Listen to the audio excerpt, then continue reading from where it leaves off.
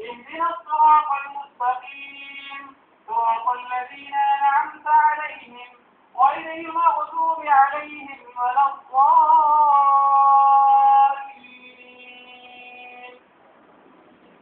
مثل الذين ينفقون أموالهم في سبيل الله كمثل حبة أنبتت سبع سنابل في كل سنبلة 100 حبة والله يضاعف لمن يشاء والله واسع عليم. الذين ينفقون أموالهم في سبيل الله ثم لا يتبعون ما أنفقوا منا ولا أذى لهم أجرهم عند ربهم ولا خوف عليهم ولا هم يحزنون. قول معروف ومغفرة خير من صدقة يتبعها أذى والله غني حليم.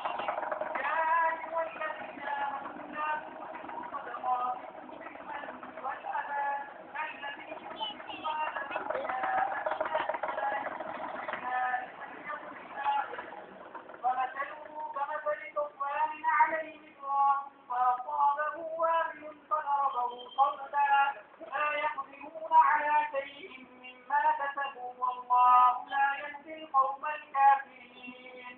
ومثل الذين ينفقون أموالهم ابتغاء مرضات الله وتثبيتا من أنفسهم كمثل جنة بربوة أصابها وابل فآتت أكلها ضعفين فإن لم يصبها وابل فقل والله بما تعملون بصير.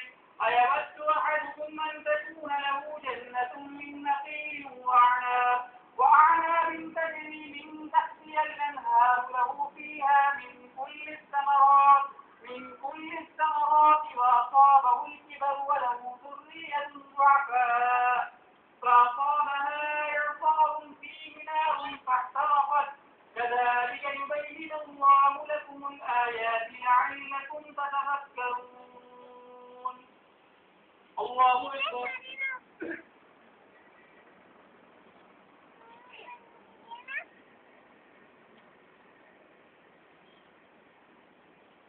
سمع الله لمن حمده. الله أكبر.